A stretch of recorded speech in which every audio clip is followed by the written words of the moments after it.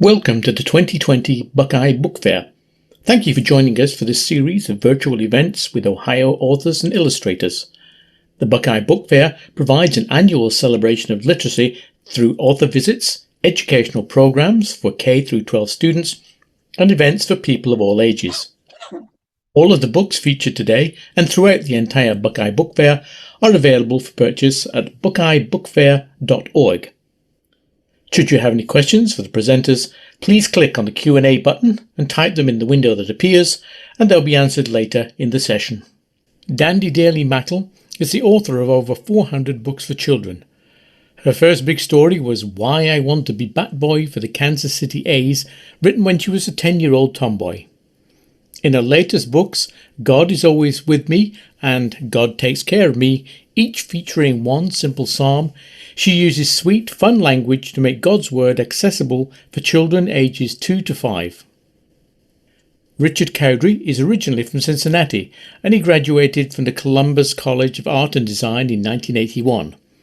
His latest offering, Fiona, It's Bedtime, is a new follow-up to the blockbuster hit Fiona the Hippo and A Very Fiona Christmas, both based on the adorable hippo from the Cincinnati Zoo that became an internet sensation. Cleveland author Tricia Springstubb is the author of many books for young readers, including picture books, chapter books, and middle grade novels. Her latest book, Khalil and Mr. Haggerty and the Backyard Treasures, is a heartwarming tribute to the love of good neighbours and to the strength of intergenerational and intercultural bonds. Thrity Umrigar is an award-winning reporter, columnist and magazine writer, and professor of English at Case Western Reserve University in Cleveland. She draws on her upbringing as a Parsi child in India for her latest story, Sugar in Milk, a beautiful picture book that recounts an ancient Indian-Persian legend about immigration and strangers helping one another, which teaches a timeless lesson about kindness, compassion, and the joy of diversity.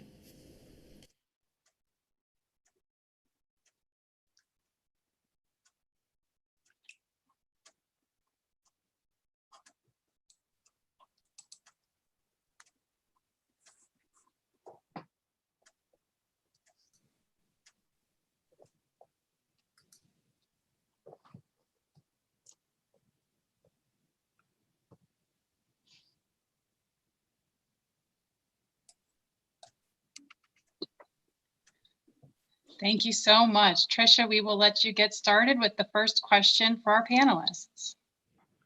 Okay, well, it's so wonderful to be here on this beautiful, beautiful day.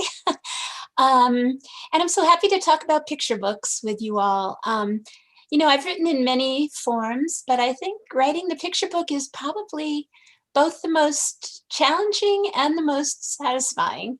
The language, it has to be spare, yet sparkly. You need to have an arc that's very clear, and yet you want the suspense, and you hope for a twist. And the whole time that you're writing, you're aware of what you're telling, but that really what the illustrator is going to be showing is just as important, or maybe more important. So it's tricky. But when it works, I think it's just really glorious. And I think in these times when we're all feeling a little bit frayed, it makes us embrace picture books all the more, because always, always they offer us hope, and they mirror love and kindness. So I was going to ask, for our first question, I was going to start out with, when I talk to, whether I talk to adults or to kids, where do you get your ideas seems to be a very popular question. And to me, writers and artists, we got lots of ideas, right? We've got like journals and sketchbooks full of ideas. To me, the more interesting question is usually, why do some ideas transform? Why do some ideas not stay just that little seed, but they grow and they bloom and they become a story? So I would just start with telling a tiny bit about my book, Khalil and Mr. Haggerty. For me, I find that usually when something grows from a mere seed to something larger, something alive, it's because something on the outside, some catalyst or some inspiration, it's connected with something on my inside, something personal. The two come together. And for Cleo, Mr. Haggerty, the initial impulse was a story that a good friend of mine told me about being outside, working in her garden. And a little boy from down the street came along with his shovel, and he started digging beside her, and digging and digging, and, very industrious. And my friend said, well, Sean, what are you doing? And Sean said, well, I'm digging for buried treasure because I want to bring it home to my grandmother. So, of course, my friend's heart melted. And that night, she went out and she buried a little treasure.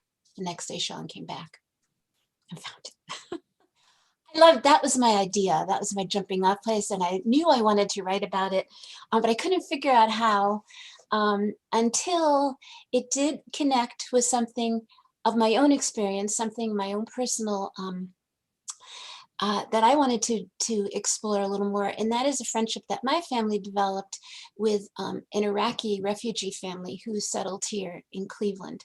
And though on the surface, our lives could not be more different, we found where we connected, and we found what we shared and what we've had in common, and a wonderful friendship that's now 4 years old began.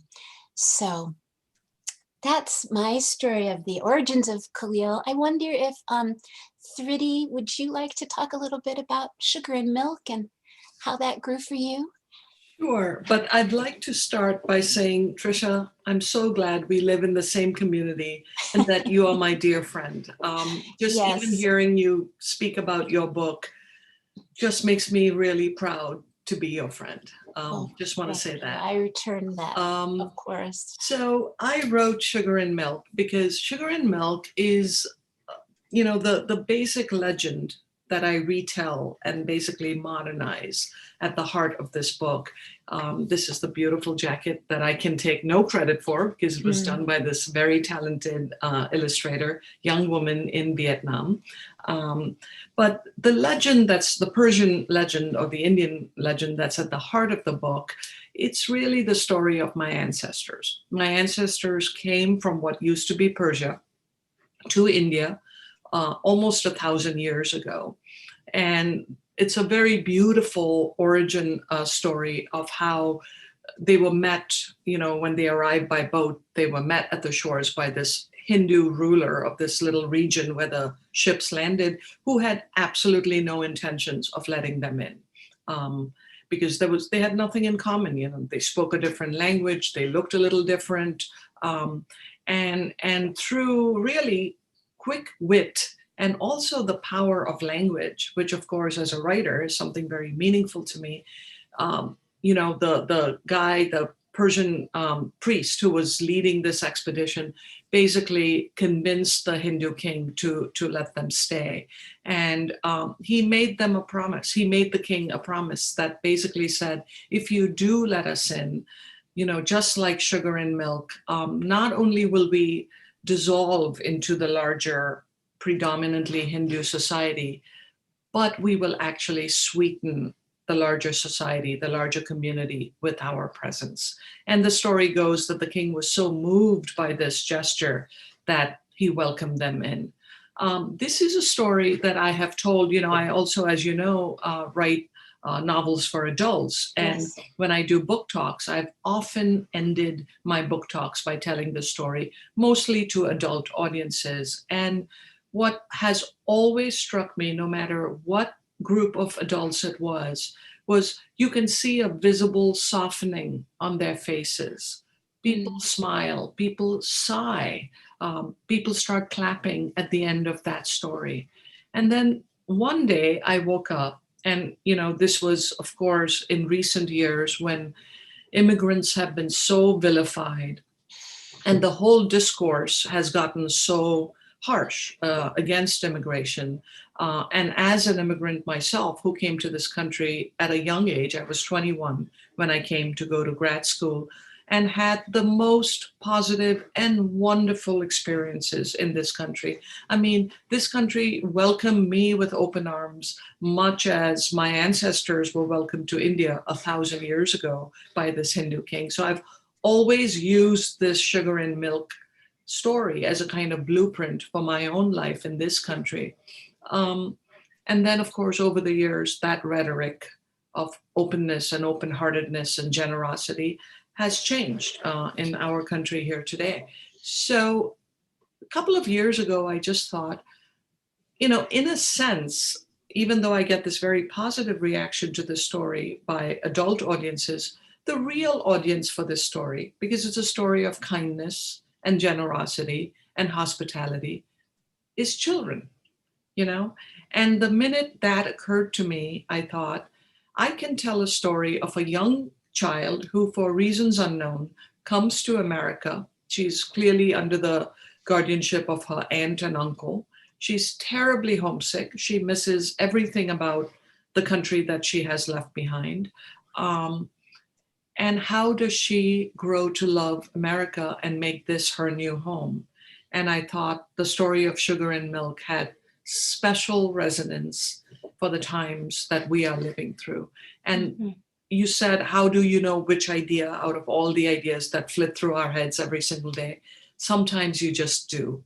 It's like falling in love, you can date 200 people, and when you meet the right person, it clicks and you just know. And I think I'm a very instinctive writer, and that's how it is with story ideas. The one that haunts you for days after you think of it is the book that you write next. Yes. And I think I think this presentation is said that the books that we've written are for kids like 0 to 7. But what you're saying, Thrity, is I feel like a good book, a good story, there's no age limit. It's for everyone. And you've proven that with telling this story to adults and seeing how they reacted to it, and now gifting children with it. And you're right. I mean, children are the one who need to hear these stories, who embrace books, for whom books can be life-changing experiences. So yes, thank you so much for giving the world this book. And Dandi, I wonder, did you want to speak a little bit about how your books come to be? You have so many. I don't know if you want to choose one or just in general speak a little bit about that. It kind of goes with, I just like, first of all, to say I love the Buckeye Book Fair. Yes. Here, 31 years ago. And Thank you for reminding us about that. Yes, I know. Yeah, I think Julia's done a terrific job expanding into all areas with these workshops. Yes. But if there are Buckeye book people, readers who are out there listening instead of walking through and fingering the books and stuff, hi, because I love, one thing I love about it is when I started, a mom would come and maybe buy a book, a baby book or a board book from me. And then the next year, maybe she'd buy a picture book, and I'd go all the way through middle grade and young adult and then adult. They're buying them. And then now they're coming through with their own kids and starting all over. And that's how I write. I started out writing just for adults for 7 years. And then, then I had kids, and I started with board books and then just grew with them, but I never let go of any of the categories. So now it's all over again with my grandkids, which is why I wrote, this is part of Child's First Bible. And one of them is the Psalm. I'm not very good at knowing if you can see this stuff. We see it, yeah. And it's also behind me, but you can't see that. Okay. So this one is God is Always With Me. And what kid doesn't have a fear of being all alone? And what if you're lost? And so I'll just read a couple of lines from this one, and maybe you can see it while I read. if this is from Psalm 139 that said God is everywhere and goes with you everywhere. If I'm at my friend's on an overnight, God is right there too. He's just out of sight. If I have to switch to a school that's new, I won't be alone. God will be there too.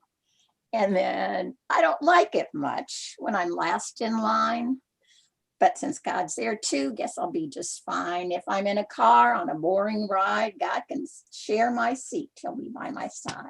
So I don't know. It's things that we've all been through and that there can be help with, I think. And this is just Psalm 23, which, you know, most people have heard. And in valleys low or mountains steep, you're my shepherd, I'm your sheep. I've got everything I need. I will follow, you can lead. And so it goes through trying to stick with the psalm, but putting it in language that might connect better with kids.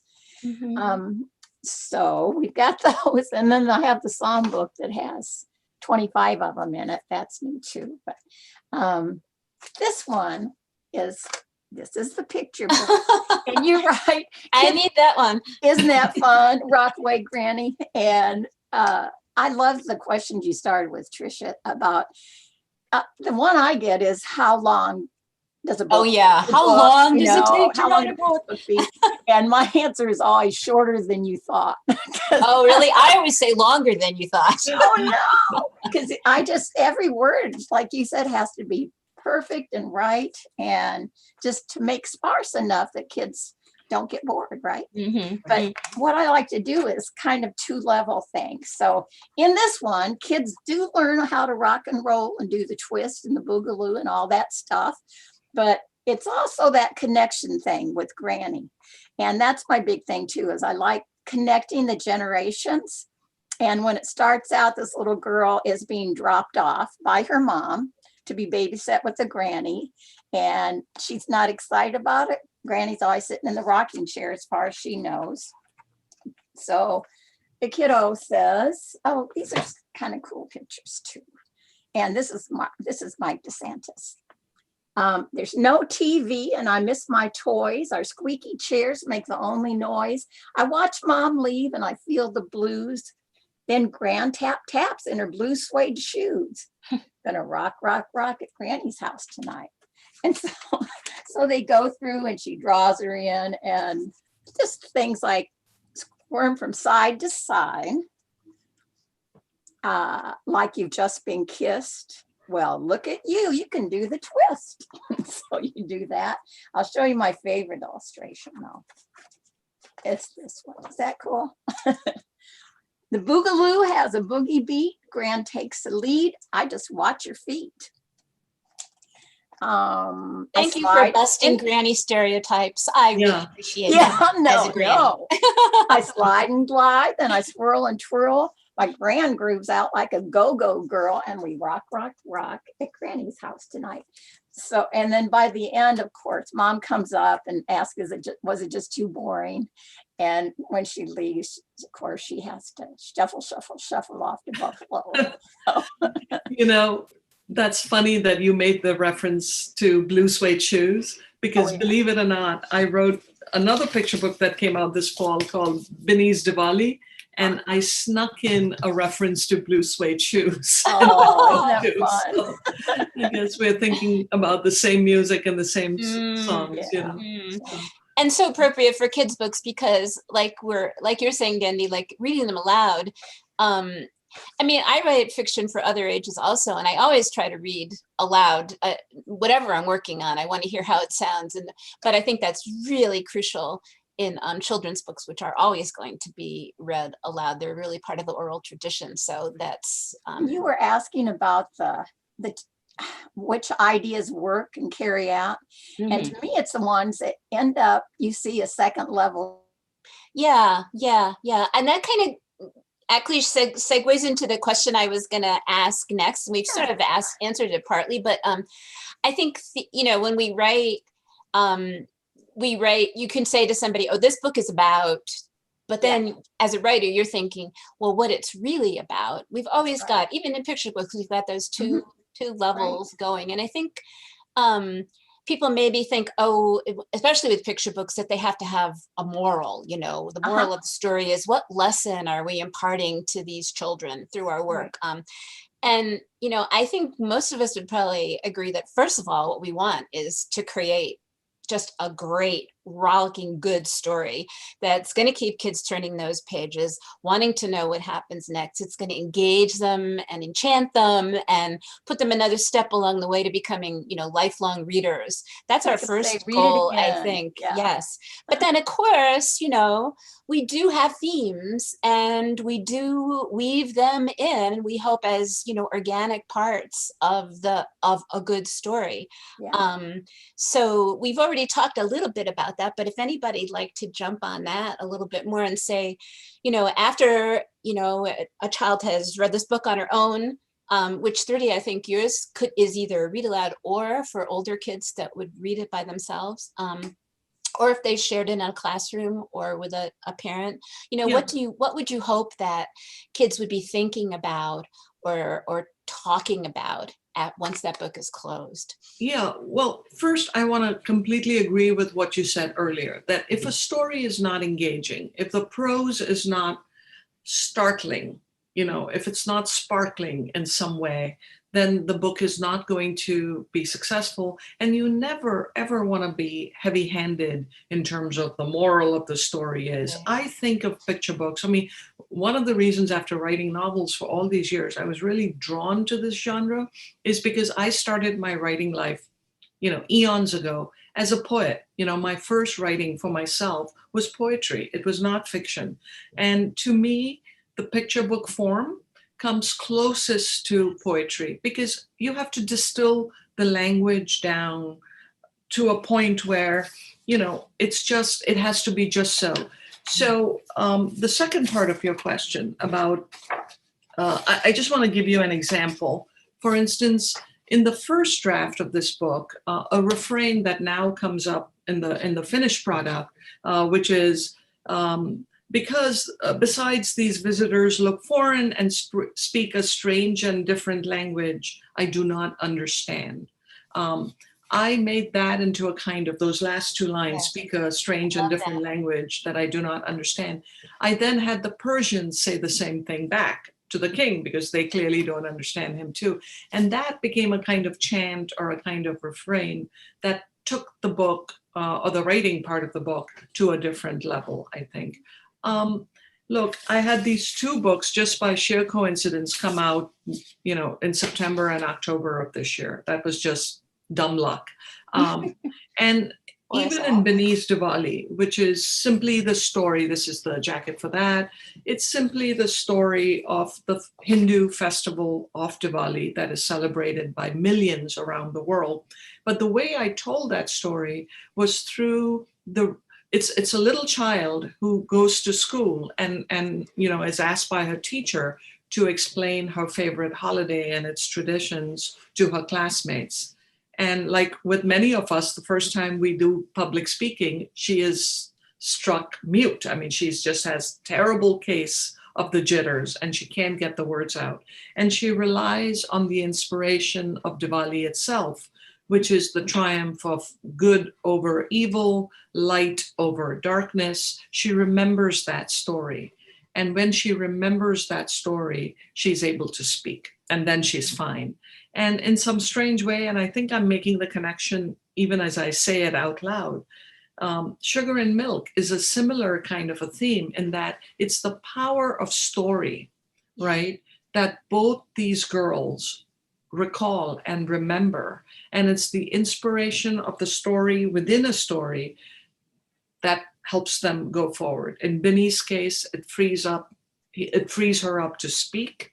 And in the case of the unnamed narrator in, the child who comes to America in Sugar and Milk, it's the story about the Persians, about coming to India that her aunt tells her that inspires her to step into her new home and realize what a friendly and wonderful place America is, So I think if I want my audiences to take anything away, it's just that feeling of hope and exuberance, and that the world is ultimately a beautiful and hospitable place. And above all, kindness always works. You know, given a choice between being kind and being mean or being unkind, choose kindness. Not only does it help the person you're being kind to, but it ultimately helps you also. So I guess that's it. Yes. And it's not always a lesson that's immediately obvious in this world, but surely one that, as you say, wins out in the end. So yeah, I love that. What about you, Dandi? Do you want to say? You know what? I have to turn you up a little bit. Okay. Okay. What was that? Do you have, when children are finished with one, when a book is that you've done comes to the end, the book is closed, the child's maybe still sitting on her granny's lap or sitting in a classroom. I mean, what would you want the children to think about, your readers to think about, or to maybe talk about with one another? Well, in that one, I would want teachers, parents, kids to talk about the importance of family and family stories. You know, when that granny dies, if you haven't discovered how she met her husband, how she met your grandfather, or the story of the hardest thing she ever went through, or what life was like when she was a kid, it's gone. You get no more chances. So we need to pump each other for stories. And that's where I get half of my work. Thank heavens I had great storytellers for parents, and they were Army doctor and nurse in World War II, and I grew up on those stories and finally Yes, got. and I know you wrote about them in an adult memoir, right? Yeah. Yes. Right. Yes. Right. With their with their letters and stories, but it's a novel. And then I was going to show this because I know Richard Cowdery was on or is on, or I'm not sure what he is. I'm not. He maybe was on a different illustrated one, but. Yeah, this is The Legend of St. Nicholas. And I really wanted to do that because it's tricky. You know, we've got, you want the true, if you're a believer, you want the true meaning of Christmas, and everybody wants to know about St. Nicholas and Santa Claus. And so there really was one, of course. And so I wanted a 2-level story and had a young man, yet kid, go into a department store with parents and didn't want to give in this box that's for the poor. Didn't want to spend his money to buy a toy and then put it in a box for somebody else. He didn't get it. But then he walks by the Santa Claus, who is telling the story of the real Saint Nick and how he grew up with very rich parents, and yet he ended up on his own when he was young. But the parents took him all around the world traveling, and he saw kids who had no mittens when it was snowing, and the people without food, and things that he had never seen before, and he wanted to help. And then there's a little story of how he does that in his own time. But yeah, to get more meaning out of the words, it can grow with the reader, you know. I like what you say about family there. We're almost, I know I want to leave time for questions from the viewers if there are any, but I just, something you said about family and connection and stories. I mean, I think it resonates through all of them. As when I was writing this book, to my surprise, I know I had an adult and a child and a friendship that was going to develop between them, but I didn't know, and this is part of the pleasure of writing too, is to surprise yourself, that the adult was going to turn out to be my grandfather, my Irish American grandfather, who was named Mr. Haggerty, and who was a very grumpy, laconic guy, and most of us kids were kind of scared of him, and so I never got to hear those family stories that he could have told. He would come and he would sit in his chair and drink his Budweiser, and we would just kind of like, oh, there's Grandpa. But in my book, Khalil is a lot braver and maybe bigger hearted than I was. And he extends himself to Mr. Haggerty.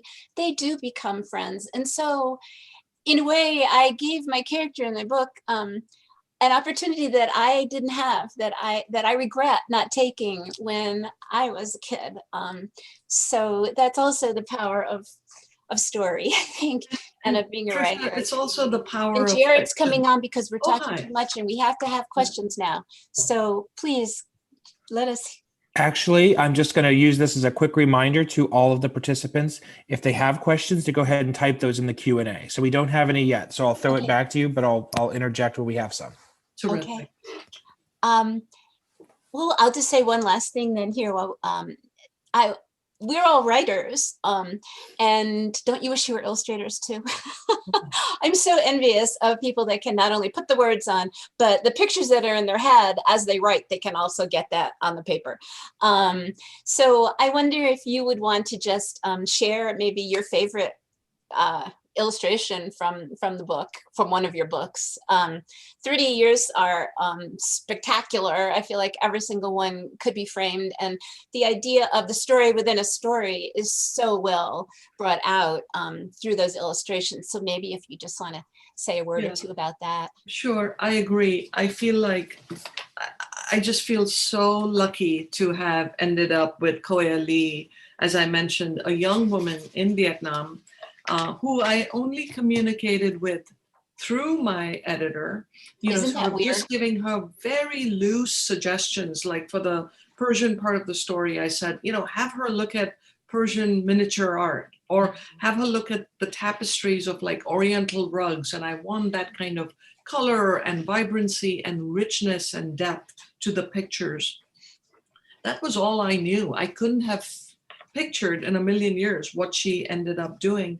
And I have to say that to me, this is the great lesson of life in the 21st century. I mean, I completely believe that we are living through the good old days. These are the good old days, And I mean, imagine the diversity of an Indian American author communicating via her native-born American editor in New York with a young woman in Vietnam, and everybody collaborates together. And the end result is pictures that look like this.